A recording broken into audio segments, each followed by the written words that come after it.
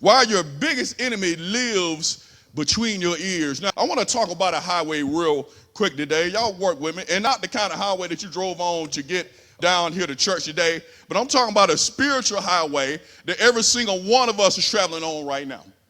Right? It's the highway from your mindset to your destiny. Going from mindset to destiny. And some of us have been stuck in traffic so long, for so many years, we've been sitting in the same spot with the engine running, going nowhere, and wondering why life is not moving. But today, God is about to give you a GPS recalculation. If you work with me, the Apostle Paul says in this right here, he's given us the coordinates for our GPS system. He's telling us where to put our mental navigation. So on the highway to destiny, where are you right now? Take your phone out and answer that. I just want to see what a room is. On the highway to destiny, where are you right now? I see where the people are. This is going to give me some information about moving forward. How are we going to handle the lesson on today? Here we go. We have 74 said moving slowly but making progress. 88, look at that. 5 says stuck in traffic. Now look at that second one going up. So 104, 105, moving slow, 108. We got 8 over here flying toward destination. That's fine, right? But we got 108, 110. Y'all see? Now these are people who came here today looking good, smelling good, amen, eyeing good, right? But 85% of y'all moving slowly, but making progress. And so what I want to look at right now, I want to look at something called mental state. Let's look at your mental real estate. I want to show you something about one kingdom principle that a lot of people don't understand, is that your mind is the most valuable property you own, and you are the landlord. The question is, who are you allowing to rent space? And so Romans 12:2 tells us that don't be conformed to the pattern of this world, but be ye what? Transformed, but let's don't run by the what. So what does re mean? It means again. And so renew, to make new again. Because when you became to salvation, your mind was new. Now he's saying, be ye transformed by the renew. So the word transformed in the Greek is the word called metamorpho, where we get our word what? Metamorphosis. And like a caterpillar, you can't add wings to a caterpillar and make it a butterfly. It takes a completely internal transformation from the inside out. And God wants to transform your patterns of thinking from the inside out. And so let's look at it. Let's look at the 3 levels of mental real estate. Number 1, we have the basement level. These are your toxic thoughts, right? If I hit you, just say ouch or amen. And this is where most people, unfortunately, spend their mental time. The basement is damp. It's dark. It's suffocating. It's where you store all your junk, right? Where you don't want to deal with it. You just put it in the basement. But it's taking up valuable space in your mental house. So let me tell you what some toxic thoughts are. You have something called fear-based thinking. It sounds like this. What if I fail? What if they reject me? What if I'm not good enough? Then you have past focus regret. I should have done this differently. If only I hadn't. I wish I should have. Then you have the comparison trap that gets a lot of us in. Everyone else has it better than me. I'll never be like them. Comparing yourself to other people. Then you have the victim mentality. Here we go right here. I've heard this. Life always happens to me. Nothing ever works out for me. Life be lifing. What that mean? Because your job be jobbing and you still go there. Like your car be carring, but you still drive. What that mean? What that mean, life be lifing? Somebody tell me what that mean. And so we don't realize that sometimes the words we use will encapsulate our world. And so when we say life be lifing, basically what we're saying is all this negative stuff is just happening to me. I don't know what's going on. You just said it. Because you said it, it happens to you. Right? That's the victim mentality. And then the last one, we have the resource scarcity mentality. Well, we said there's never enough. I can't afford it.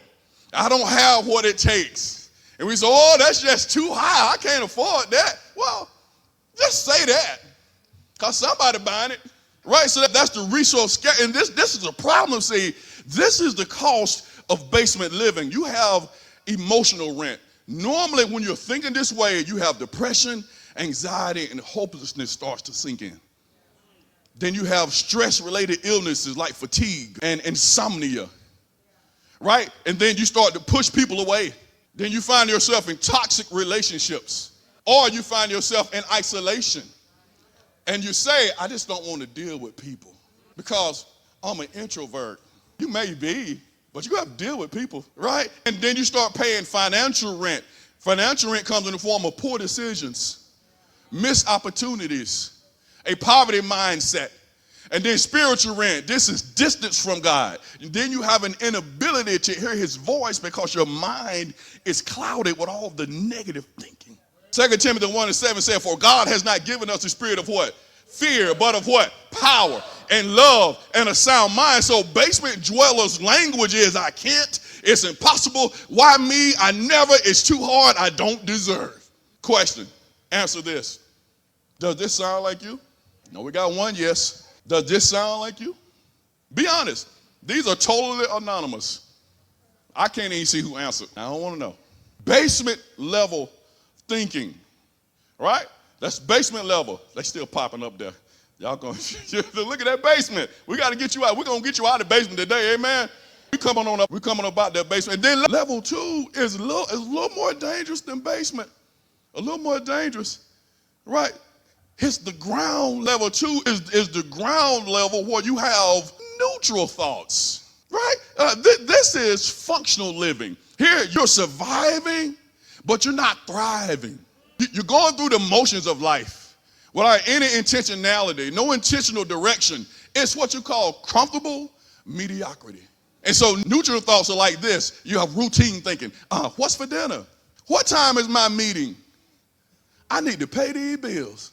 You have task-oriented thoughts like basic problem solving, daily planning, maintenance thinking. You talk about the weather, surface level conversation. Girl, did you hear about? Man, did you watch the game? And that's so. You have an entertainment mindset, which is passive consumption without growth. You say you're going to watch one Netflix show. You watch the whole season. You watch all the seasons. 8 seasons. You spend 3 days watching the whole season. And it's on demand. You can watch it anytime. But you say, this thing got me in a chokehold. I see people on Facebook say that. This show got me in a chokehold. Like, it ain't that show. It's that mind got you in a chokehold. Right? And so that's the entertainment mindset. Then you have the status quo where you say, this is just how life is. And I'm doing okay. But the reality of ground level living is that you're not moving backwards, but you're not moving forward. And so life feels flat. No major highs, no lows. You're reactive. Instead of being proactive, your dreams remain dreams with no action plan. You're busy but not productive toward your purpose. And this is the danger, is that many people think that ground level is good enough because it's not toxic. But average is the enemy of excellent, and good is the enemy of great, and comfortable is the enemy of calling. Because as long as you're at ground level, God can use you for your calling. Because the vision that he's given you is going to pull you out of ground level thinking. Revelation 3:16 says, so because you are lukewarm, neither hot nor cold, I'm about to spit you out my mouth. So God would rather you be hot or cold. My dad used to say, you're going to hell the hard way. You're going to do it. No, not that, but don't fake it, right? And so ground level language is this. It's fine, whatever, I guess, maybe someday. We'll see. It is what it is. Then you have level 3, which is the penthouse level thinking. Now, this is when you're talking about your kingdom thoughts. I can feel my cadence picking up now. Right? This is where you have an aerial view of your life, right? You can see the big picture. You can see God's plan. You can think from his perspective. The penthouse level of thinking has the mirror, the windows from the floor to the ceiling. You have clarity. You have vision. And so you start saying things like this, all things are possible. You start saying like Bishop said a few weeks ago, God got me. Right? God got this. I can do all things through Christ who what? Strengthens me. How can I serve the people? Right? What's my assignment? How can I make a difference? You see how it sounds now? Right? Abundance mindset says there's more than enough. Right? God owns it all. I'm blessed to be a blessing. You have solution-focused thinking. How can we fix this? Right? What's the opportunity here? How can this work for me? Right? What's the best approach? How can I maximize my impact? What would I do if I had unlimited resources? This is the benefit. You have peace. You have joy. You got confidence. You have hope. You have energy, vitality, health, and strength. Some of us don't need a shot of caffeine or a B12 or anything. Some of us just need a better prayer life. Because you remember coming up, when we were little, we said all the time, you make me sick. Literally, some people can make you sick. They can. So some of us just need to change friends and we'll have more energy. Because those friends are making you physically sick, right? Healthy boundaries, meaningful relationships, intimacy with God, clear directions, and supernatural favor. Isaiah 55:8-9 says, for my thoughts are not your thoughts, neither are my ways, declares the Lord. And this is the thing, most people living in the basement of their own minds, paying premium prices for toxic thinking. But God wants to elevate you to penthouse thinking. There's a story, I was reading a book one time, there's a man that had inherited this large compound, but he didn't know, and the whole time he was living in the servants' quarters because he didn't know that he owned the whole mansion. And a lot of us, that's how we are living our life. That's what happens when you don't understand the authority that God has given you over your thought life. So every morning, let me give you something to do right here. Every morning, then we're going to move on. I got a couple more points. Every morning, I want you to conduct a mental tenant inspection. I want you to ask yourself, what thoughts am I housing today? And are they paying rent and results, or are they just squatting? Who's living in my mind? So I'm going to ask you something. Answer this. As the landlord of your mind, what thoughts are you currently renting space to? As the landlord of your mind, what thoughts are you currently renting space to? Come on, God's promises. I see you. Fear and worry, that's real. Past regrets, that's real. Hey, people, this is life. Y'all, what y'all looking at right here is life. This is life. Fear and worry, this life.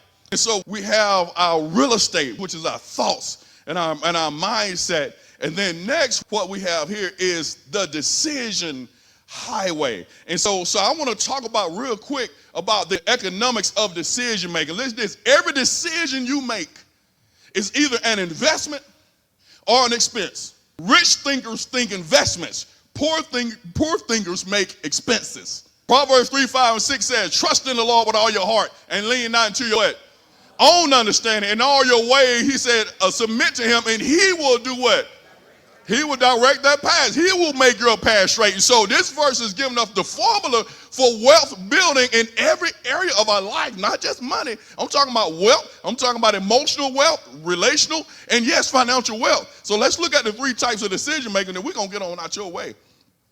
Let's look at the three types of decision making. You have the emotional, you have the logical, and you have the spiritual. Let's look at the emotional. See, like I said, I already done got beat up with this lesson, so it's your turn. Let's look at the emotional decision makers. Now, I'm just going to look over this way right here. These people are ruled by momentary feelings. They make choices based on what feels good right now and what's good and not what's good for the future. They buy things when they're happy, and when they're sad, they buy things even more. These are the people that max out the credit cards when you feel emotional because you go on a shopping spree because you say, I deserve it. These are the type of people that make major life decisions after knowing somebody just for 3 weeks because it feels right. You just like 3 weeks. You ain't been through all the holidays yet. And you finna get married. Come on now. Emotional. These are the type of people that quit stable jobs because you had one bad day with your boss. I'm done. I quit. Then you get home and realize that your bill don't care nothing about that. Then you call back up. My bad, y'all. I'm coming back. I'm sorry. Right? That's emotional. Here's the pattern. Right? They're reactive rather than strategic. They're driven by temporary emotions and not permanent principles. This is the problem. Emotions are terrible financial advisors and horrible life coaches. Told somebody the other day, God don't care nothing about your feelings. God is concerned with your holiness and your purpose and your destiny. And guess what? Every now and then it's going to hurt your feelings what he tells you to do. Proverbs 27:14 said, plans fail for lack of counsel, but they rarely seek counsel because feelings convince them that they know what to do. Your feelings think they rule you.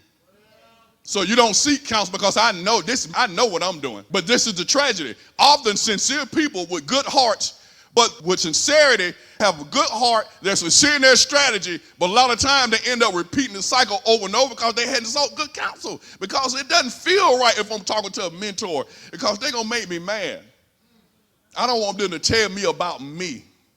So we avoid that. And then we have the logical decision makers, right? Logical. People analyze everything. I'm kind of one of them a little bit, right? And analyze it. I want to know all the facts. Give me all the data. Give me all the trends. I want to see the spreadsheet. I want to make my choices based on facts and research, right? Let me analyze the market conditions. Let me look at the pros and the cons, right? Some advantages is these people rarely fall into pitfalls, but the danger is they can become stuck in analysis, waiting for the perfect information that never comes. And the result sometimes is that these people rarely experience exponential breakthrough that comes with supernatural favor. Bottom line is, make smart decisions that heaven's backing will lead to destruction. Because every decision that you think is smart and wise in your own mind, sometimes it's not what God wants you to do. Just because it makes good sense to you doesn't mean it's a God idea. It's just a good idea. You got too many O's. That's a good idea. Somebody offered me a job making $197,000 a year, but they're going to be working you 7 days a week from 6 o'clock to 10 p.m. at night. But it's $197,000. You want to see it's $197? It's $197. That's a good idea, right? You working 15 hours a day, neglecting your family and your friends and your ministry. When are you going to spend it? That's not a God idea. And a lot of us get caught when it comes to decision making by not consulting God, who knows the plan that he has for us. And he'll tell you quick, no, that ain't for you. If you let this one go, I got something even better with less time. Then the last one, and we're about to go, spiritual decision makers. These are the ones that have the highest intelligence, accessing the mind of God through prayer. Some common behaviors, they pray before signing contracts. You better do it, but when you get that new job, you better be praying when you do them HR papers. Lord, don't let nothing be in here that I don't see. I believe you help my unbelief in every little area on their little farm right here, right? They seek God for direction on major purchases. God, should I purchase this house? Should I purchase this car? Right? Is it the best time? And a lot of times we make mistakes because God just sitting back like, well, I would have told you, but you didn't ask me. Hey, you're tired of having brilliant ideas that never become reality? You're not alone. The Idea Execution Playbook reveals the exact 4-step system successful entrepreneurs use to launch profitable businesses, even while working full-time. So stop letting great ideas die in your head. Transform any concept into cash flow with this proven roadmap. The link is in the description. And so the strategy when it comes to these people here is that align your decisions with God's purposes rather than your personal desires or your logic.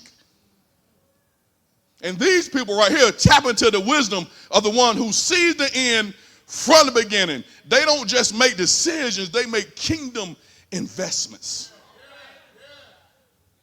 James 1:5 says, if you lack wisdom, what did he say? Ask God. He gives it generously. This is better than any business degree. This is better than any business plan. This is better than any consultant that you will ever have. God is offering you a special plan right now to be your personal consultant. And it's free. And his consultation fee is free because it was paid by Jesus on the cross. Last point, and we're getting out of here. You have your mental real estate. You got your decision highway. And the last thing is your action bridge. And this is a personal way. I made a post about this the other day, that you can have the right mindset, you can make the right decisions, but if you don't cross the action bridge, You're going to be sitting on one side looking at your blessings on the other. Because James 2:17 cuts through all the fluff. It says faith by itself is not accompanied by action, it's dead. Faith without works is dead. Yo, you come to church, right? God bless his name. The man of God done prophesied into your life. Right? The man of God said, you're going to have $1 million next year. If you go home and do nothing, guess what you're going to have? Nothing. If you don't write the plan, you don't start the business, right? You don't apply for the job, you're going to have nothing. You got to have action. This is the thing. Some of us have been pregnant with purpose for so long that we need to stop having spiritual contractions and just start pushing. I don't want to hear another person tell me they got a good idea and 6 months later they still got the same idea. I don't care. I can give you 100 ideas right now, right? And so we're pregnant so long, and if you've been pregnant so long and you ain't pushing, the doctor gonna come and say, hey, we got to get this baby out, because your ideas and your babies are not designed to stay inside of you. They're designed to come on the outside to bless you and your whole family. And then this is the thing right here, that God set up the universe that responds to action. And you can't harvest what you don't plant, and you can't reap what you don't sow. It's a simple formula, right? The Bible said, in him I live. He said, and then I do what? Move, and then I have my being. We want to live and just have our being. No, he said live, move, and then have your being. Right? And so that's the way God got this thing set up now. You wanna don't like it, set up your own world. You can set the rules. But in this world, God said this is response to action. So the last survey right here, answer this. What is your biggest action obstacle? I despise small beginnings. I'm trying to do everything alone. I'm not willing to sacrifice comfort. I start strong, but don't stay consistent. What's your biggest obstacle? What's your biggest obstacle? I'm about to give you a solution. Here, the next 5 minutes, we're done. What's your biggest one? Look at that one. Look at that one. I start strong, but don't stay consistent. I'm going to tell you why. I'm glad you asked that question, Joanne. Thank you. I'm going to tell you why. Because look right here.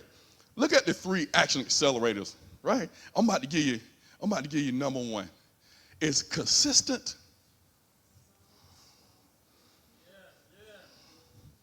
Small steps. The Bible said, don't despise the day of small beginnings. Right. Zechariah 4:10 said, who dares despise the day of small beginnings? That's exactly what most of us are doing. Look, here's the deal, people.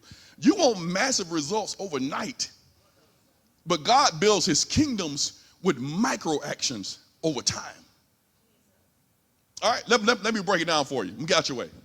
Instead of trying to read the whole Bible in January and quitting by February, just read 10 pages a day. Right? Instead of saying I'm going to save $10,000 this year, just say I'm going to save $5 a day.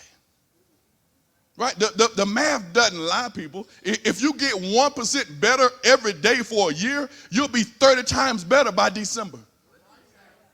That's not my opinion. That's mathematics. But we got a problem. See, we despise small progress because it doesn't look good on Instagram and TikTok. You know, we want the highlight reel.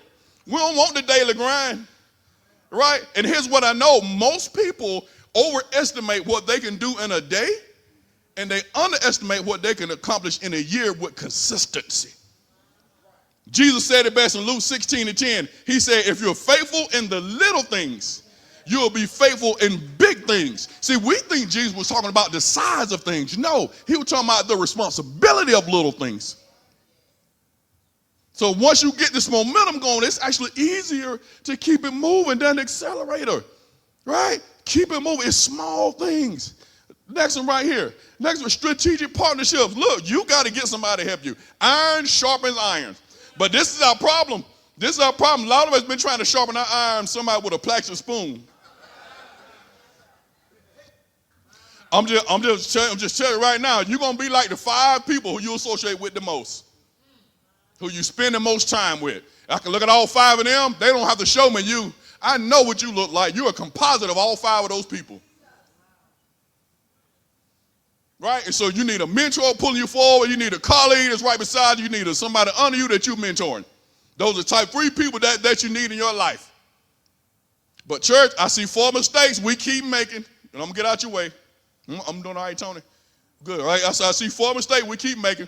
We keep trying to do everything alone because of pride. We don't want to partner with people because we say, I don't want them in my business. And we always are looking for people that are less than us to make us feel better. Because we don't like growth, we really like comfort. When God puts the right people together, 1 + 1 don't equal 2. 1 + 1 make it 3, 4, 5, 6, 7, 8, 9, 10, and 20. When you get with the right people, God can accelerate your life. Now, it may take you 1 to 3 years to do it, but it will have you blessed for the next 50.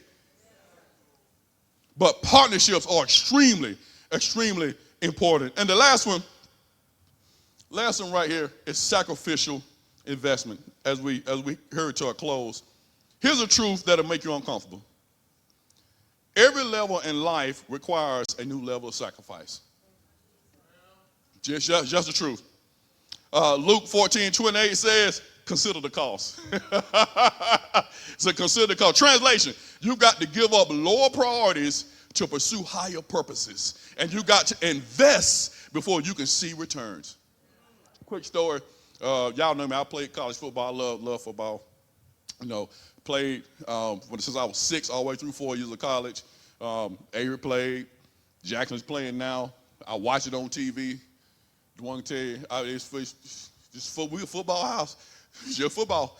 And so I even played for the last 7, 8 years, 9 years, maybe 10 years, fantasy football. Y'all don't know what it is. I ain't got time to play. And so, but I got it on my plate now. And so, then this is at work. And so I sent an email. We had a draft win to hurt my feelings. I said, look, man, I really want to play this year, but I got some other things that I'm working on. I can't do it. Because I was praying, I was on my walk, and God said, you got to let that go. He said, stuff I'm giving you, I'm downloading you that's going to help you and your family. I don't have room for that anymore. Because I would be, before I got to church, check, okay, who hurt? Let me see. I need somebody. I need to sit him. I need to start him. I need to play him.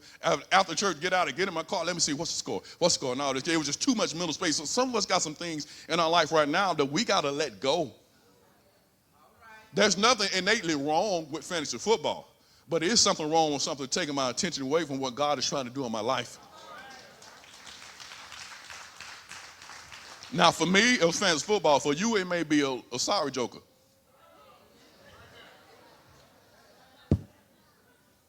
I mean, for you, it may be the bottle. I don't know. For you, it may be in finances. For you, it may be, like I said, Netflix. It may be, y'all still watch soap operas? It may be Guiding Light, Days of Our Lives, a Murder, She Wrote, a Matlock. I'm talking old people now.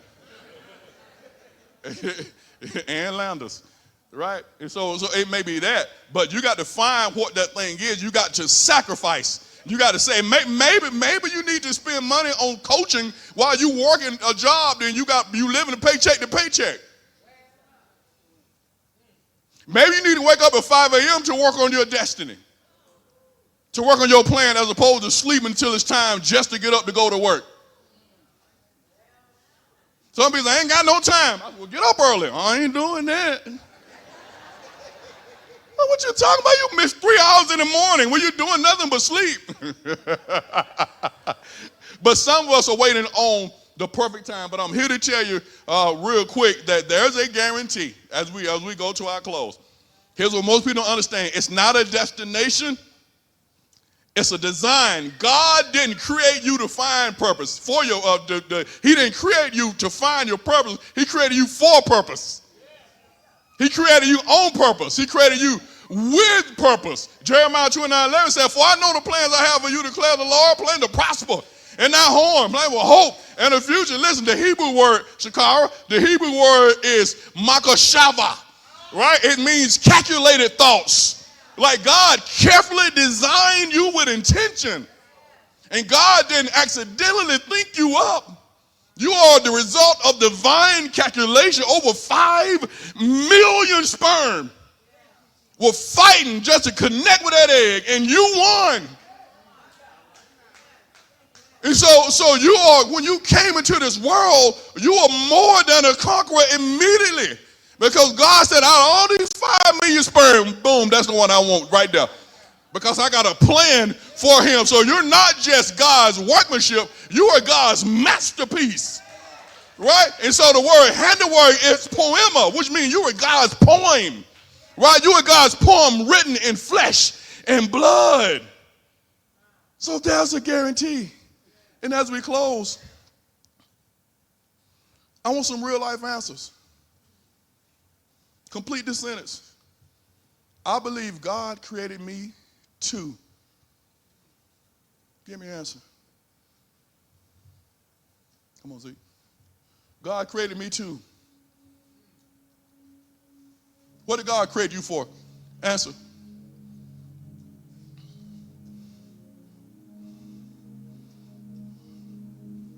Look at that.